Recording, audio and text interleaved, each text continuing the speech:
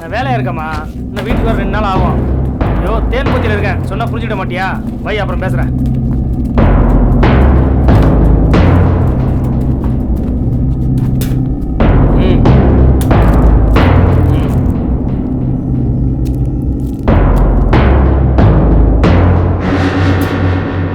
அன்னைக்கு ஏன்டா போட்டி கேன்சல் ஆச்சு? அன்னைக்கு போட்டி நடக்காததுக்கு காரணம் நான் இல்லைண்ணே. நீ தான் அன்னைக்கு தனியாக நடத்தினியாம? வேண்டாதவங்க யாராவது தப்பா சொல்லியிருப்பாங்கண்ணே. நான் உங்களுக்கு எதிராக ஆட்டு போட்டி நடத்தோண்ணே. ஏய், நீ காத்துக்குட்டி ரசம் இல்ல, ஆட்டு போட்டி நடத்திருக்க. இவங்கிட்ட இப்படி கேட்ட சொல்ல மாட்டான். சங்குல 4 மிதி மிதிச்சா உண்மை தானா வரும்னே. ஆட்டு போட்டி எல்லாம் நடத்தலண்ணே, பொய் சொல்றாங்கண்ணே. என்ன நம்புங்கண்ணே, நாயா இருந்து வேலை பார்ப்பேனே. உங்களுக்கு எதிரா அப்படியெல்லாம் பண்ண மாட்டானே.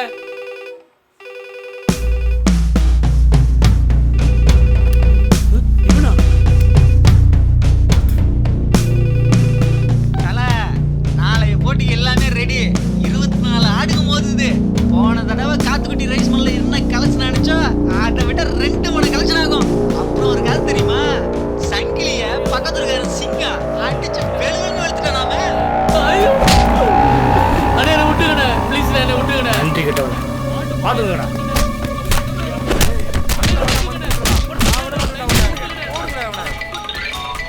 யாரா போன்ல? அண்ணே முத்து பேசுறானே. என்னடா முத்து சொல்லு. அண்ணா, அந்த சிங்கம் நம்ம ஊருக்கு வந்திருக்கானே. என்னடா சொல்ற? ஆமாண்ணே, நான் இப்பதான் பார்த்தேன். அப்படியா? அண்ணா, நீங்க உடனே கிளம்பி வாங்கண்ணே. அவனை நான் ஃபாலோ பண்ணிட்டு தான் இருக்கேன்.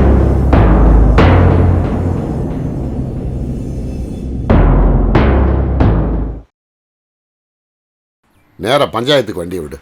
ஐயா வீட்டுக்கு போயிட்டு பஞ்சாயத்து போகலாம் ஐயா. ஏன் நேராக பஞ்சாயத்துக்கு போனால் அவங்க மனசு ஃபுல்லாக பேத்தி மேலே தான் இருக்கும். சரிதான், ஏன் வண்டி இடிக்குது? என்ன ப்ராப்ளம் தெரியல, இறங்கி பார்க்குறேங்கய்யா. சீக்கிரம் பாரு முருகா. சரிங்கய்யா.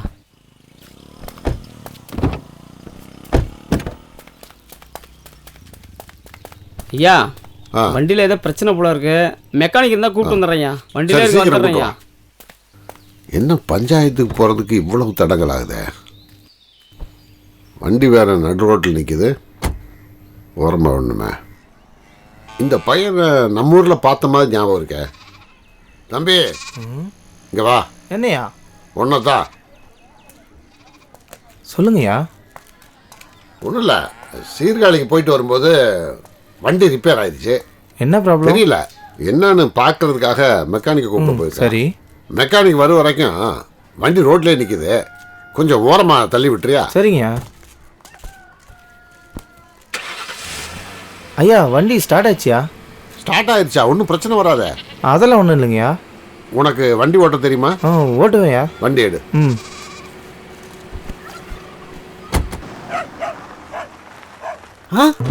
அண்ணே இங்கே பாருங்கண்ணே. அண்ணே தம்பி அங்கே பாருங்க.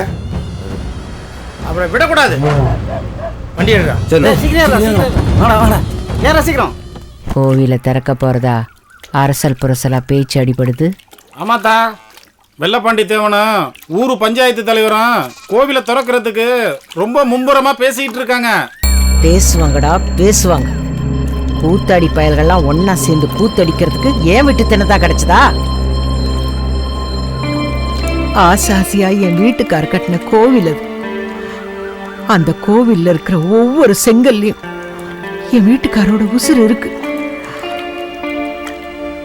அதை இடிப்பன தவிர அங்க அடுத்தவன் காலடி படுறதுக்கு மட்டும் நான் விடவே மாட்டேன். என்னையா பேச்ச காணோம் முட்டா பயலே. என்னையா எப்ப பாரு டைவர்ஸ் தொல்லை பண்ணிட்டே இருக்க? சொல்றதுக்கு யாருமா போன்ல? அந்த ஆள் தான். யோ அத்தை, நீங்களாவது என்ன புரிஞ்சுங்க அத்தை. அவளுக்கு புத்திமதி சொல்லி அமுச்சு வைங்க அத்தை. மாமா உயிரோடு இருந்திருந்தா அவள் அங்கே வாழ வாட்டி இருந்திருப்பாளா, இல்லை மாமா தான் விட்டுருப்பாரா? என்ன மாயா உனக்கு கிள்ளுக்கறியா தெரிகிறாளா? உன் வீட்டு மாட்டு சாணி அல்றதுக்கும் மாட்டு மூத்திரத்தை புடிச்சு பூஜை பண்றதுக்கும் உன் ஆத்தாளுக்கு துணிமணி துவச்சு போடுறதுக்கும் அவ என்ன உன் வீட்டு வேலைக்காரியா? என் வீட்டு ராஜகுமாரி. இத பாரு, என் பொண்ணு கூட நீ வாழணும்னு ஆசைப்பட்டினா ஒழுங்கு மரியாதை என் வீடு வந்து சேரு. அதை விட்டுட்டு கேஸு கோர்ட்டு டைவர்ஸ்னு போன உன்னை மட்டும் இல்ல உன் குடும்பத்தையே சங்கர்த்து போட்டுருவேன். புரியுதா? அத்தா யாருகிட்ட சண்டை போட்டு இருக்க போடல. அதான் அந்த வீணா போனவன் மாயாவை கட்டினானே அவன் தான். மச்சான் நீங்களாவது என்ன புரிஞ்சுங்க மச்சான். அவளுக்கு சொல்லி புரிய வச்சு அமுச்சு வைங்க மச்சான். வயசுக்கு வந்த பிள்ளையும் வயசான அம்மாவை விட்டுட்டு நான் எப்படி மச்சான் அவளோட அங்கே வந்து நிம்மதியாக இருக்க முடியும்? டேய் முட்டா பயமான குடும்பம் நடத்தணும்னு நினைச்ச நேரா இங்க வா. அதை விட்டு போட்டு குட்டி கேலாட்டா நடத்தணும்னு நினைச்ச டேய் நான் பொறுமையா இருக்கிற வரைக்கும் நீ பொழைச்சிட்டு இருப்ப. என்ன சீண்டி பார்த்த தலை இருக்காது. ஒழுங்கு மரியாதையா நடந்துக்கோ சொல்லிவிட்டா வீட போன. அங்க மாமன் சொன்னா மச்சான் சொன்னாங்கிறதுக்காக கோயில் திறக்கிறதுக்கு சம்மதம் சொல்லிடாத. அதை இடிச்சு தான் பெரியவனுக்கு வீடு கட்டணும், அவனுக்கு கல்யாணம் பண்ணணும். புரியுதா? சரி ஆத்தா, நாங்க கிளம்புறோம். இரு, மாயாவின் கூட கூட்டிட்டு போங்க. அங்க எவனாவது தேவையில்லாம வாய திறந்தான் விளக்கு மாத்தாலே 2 சாத்து சாத்து. பிறகு பாத்துக்கலாம். புறப்படுங்க. சரியாத்தா.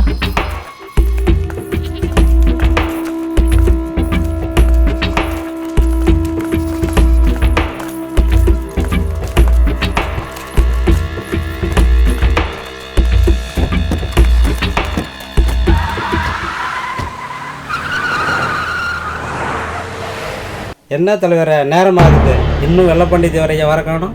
என்னன்னு தெரியலையே தலைவரே, நேரம் ஆகிட்டே இருக்குது. இவங்கெல்லாம் பஞ்சாயத்துக்கு வரமாட்டாங்க. நான் சொன்ன மாதிரி பூட்டை உடைச்சிட வேண்டியதுதான். யோ சும்மா இருயா, எப்போ பார்த்தாலும் பூட்டை உடைக்கிறேன் அதை உடைக்கிறேன்ட்டு.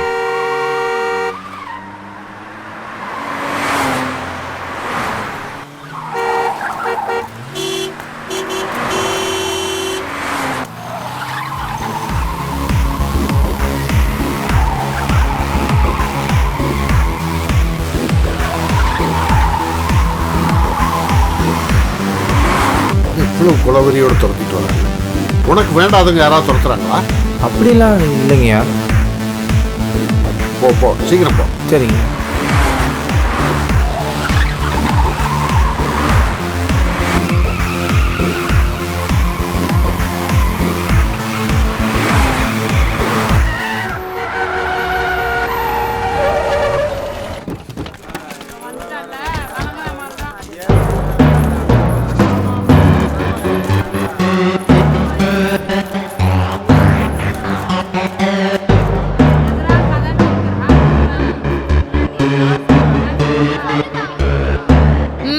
உங்க பஞ்சாயத்தை ஆரம்பிங்க. கொஞ்சம் இருங்க, எங்க மாமா வரட்டும்.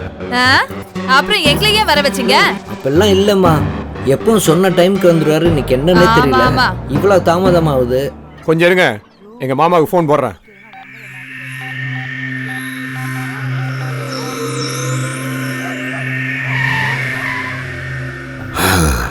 இது சங்கோட வேலை தானா? கருப்புசாமி நீயே பார்த்துக்கப்பா. ஐயா, உங்களுக்கு ஏதாவது பிரச்சனையா? அவங்க துரத்துறத பார்த்தா ஏதோ பிரச்சனை.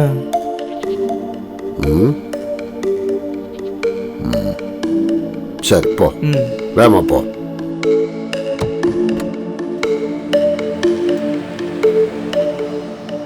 எல்லாரும் கொஞ்சம் அமைதியா இருங்க. மாமா நம்பர் சுவிட்ச் ஆஃப்ல இருக்கு, அதனால நாமளே பேச ஆரம்பிக்கலாம். என்ன சொல்றீங்க? ஐயா இல்லாம எப்படி பேசுறது? அத்தா நம்பரு. டேய் அத்தா என்னடா நடக்குதுங்க? அத்தா ஐயா மட்டும் தான் இருக்காரு, இன்னும் வெள்ளப்பாண்டி தேவர் வரல அத்தா. அவன் இன்னும் வரலையா? ஆமா அத்தா. அறிவு கெட்டவனே, அவனுக்காக ஏன் பிள்ளைங்க காத்துக்கிட்டு இருக்கிறதா? குடும்ப கௌரவம் என்ன ஆகுறது? டேய் கொஞ்ச நேரம் பாரு, இல்லைன்னா அவங்கள புறப்பட்டு வர சொல்லு. சரி அத்தா.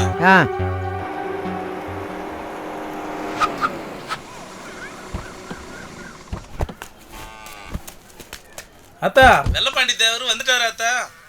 வந்துட்டானா? பஞ்சாயத்துல என்ன நடக்குதுன்னு பாரு. சரியா அத்தா?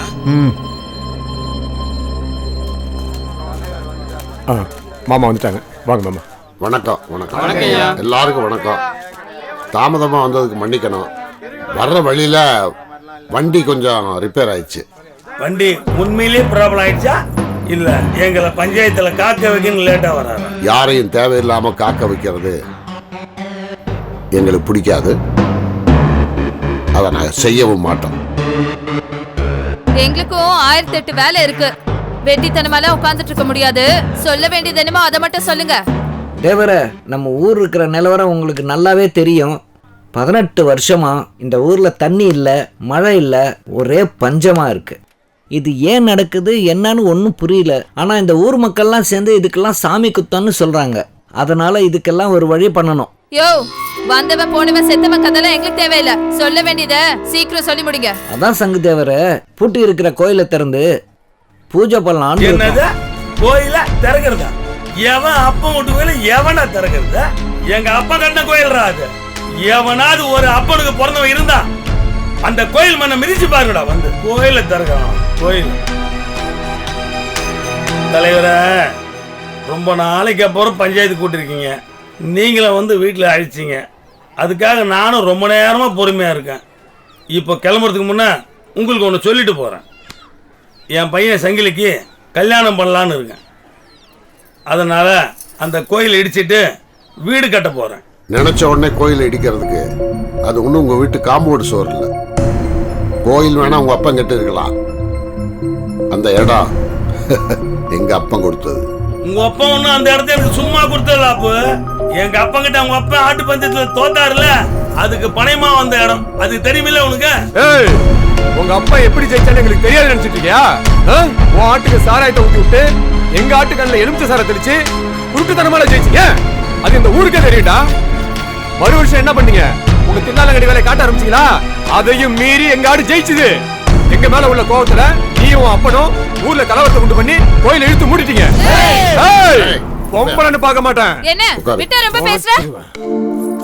ஏய், பொட்ட பிள்ளையாயிரு. எங்க பாட்டம் பேர உனக்கு வச்சதே எங்க அப்பன் தான். அந்த மரியாதைனாலதான் பஞ்சாயத்துல பேசாம இருக்க.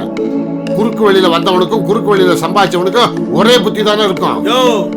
உன் வயசுக்கு மரியாதை கொடுத்து சும்மா இருக்கேன். உன் குடும்ப கதை ஊருக்கே தெரியாது நினைச்சிருக்கியா? எடுத்து சொன்ன சந்தி சிரிக்கும். சங்கே சபைன்னு பாக்குற. இப்ப சொல்றேன் கேட்டுக்கோ. அதே கோயில் முன்னாடி மறுபடியும் ஆடு பந்தயம் வைப்போம். உனக்கு என்ன தில்லாரங்கடி வேலை தெரியுமோ அத்தனையும் செஞ்சு ஜெயிச்சு காட்டு பாப்போம். தர்மத்தின் வாழ்வு தன்னை சூதுகவும் தர்மம் மறுபடியும் வெல்லும். நாங்க போட்டிக்கு தயாரா. என் ஆடு ஜெயிச்சா என்ன பண்ணுவேன்? உன் ஆடு ஜெயிச்சிச்சுனா என் சொத்து பத்தை விட்டுட்டு குடும்பத்தோட ஊரை விட்டு போயிடுறேன். அதே மாதிரி என் ஆடு ஜெயிச்சா என்னையா பண்ணுவ? சிங்கம் மாதிரி மாற தட்டிட்டு இருமாப்போட சபையில வந்தா 10 பேர் மதிப்பாங்கன்னு நினைக்க கூடாது. தவளை மாதிரி போட்டிக்கு தாவி தாவி வந்து வாய்க்கிலேயே வக்கனையா பேசினா மட்டும் பத்தாது. போட்டிக்கு தயாரா? நிறுத்துறா. வெங்கம் பையா, உனக்கே இவ்வளவு நெஞ்செடுத்து இருக்கும் போது எனக்கு எவ்வளவு இருக்கும்? நான் போட்டியில் தோத்துட்டேன்னா என் சொத்து பத்து எல்லாத்தையும் விட்டுட்டு குடும்பத்தோடு இந்த ஊரை விட்டே போயிடுறான்டா. ஏற்றா கற்பூரத்தை.